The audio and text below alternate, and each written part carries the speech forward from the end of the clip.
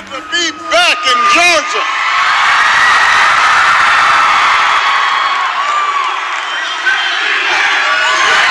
Yes, we can.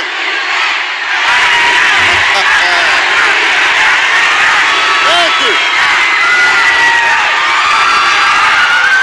Yes, it's good to be back.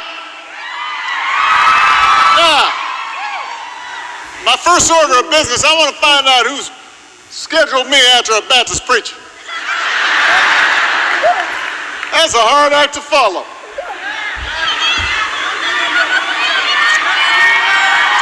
But I'm going to do my best. I was sitting backstage.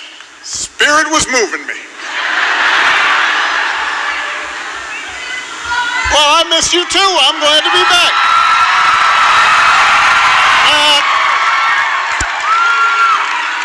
There's a reason that we are holding this rally on a Friday instead of a Saturday. Because the #1 team in the country is playing on Saturday and nobody wants to go up against the Dogs right now.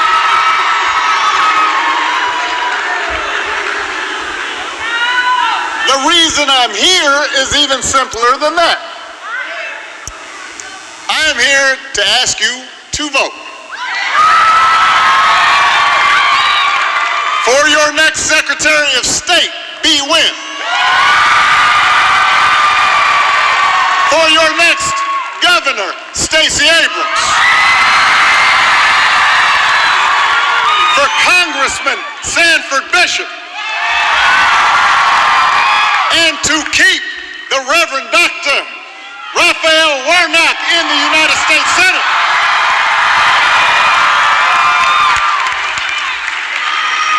You don't have to wait for November 8th to cast your ballot. You can vote right now. Take a few minutes. Vote early at your polling place. They're open now until next Friday. Or you can vote at your polling place on November 8th. And if you're not sure how or where to go, just go to iwillvote.com. Let me repeat that, iwillvote.com. Find out where, make a plan. I love you too, but I still want you to vote. And after you voted, I need you to grab your friends and your family, round up Cousin Pookie, make a plan to vote. Take them with you if you vote early.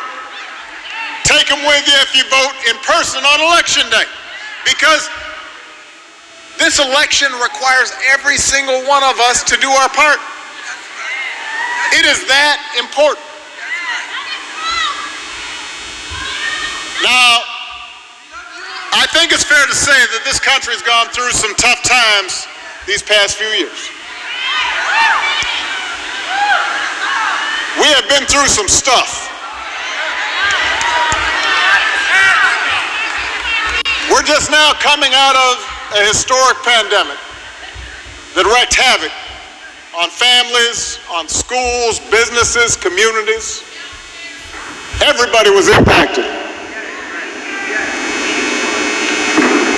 A lot of folks lost people that they loved. And the pandemic highlighted, and in some cases made worse, problems that we have been struggling with for years. An economy that too often works for those at the very top, but not for ordinary people. Communities where too many of our children are out of school, and then they're out of work, and then they're out of hope. And that sometimes leads them to violence and despair. An erosion of basic civility and democratic norms in our politics, not just here, but around the world. And I want to take a moment just to say a prayer for a friend of mine, Mr. Paul Pelosi, who was attacked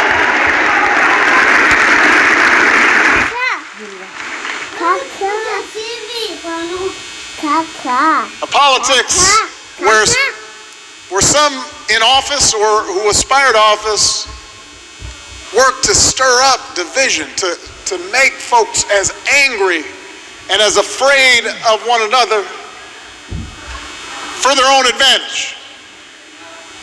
And all of this has been amped up, hyped up, 24/7 on social media, on platforms that oftentimes find controversy and conflict more profitable than telling the truth. So I get why people are anxious. I get why you might be worried. I understand why it might be tempting sometimes just to tune out, to watch football or Dancing with the Stars. But I'm here to tell you that tuning out is not an option. Despair is not an option. The only way to make this economy fair is if we, all of us,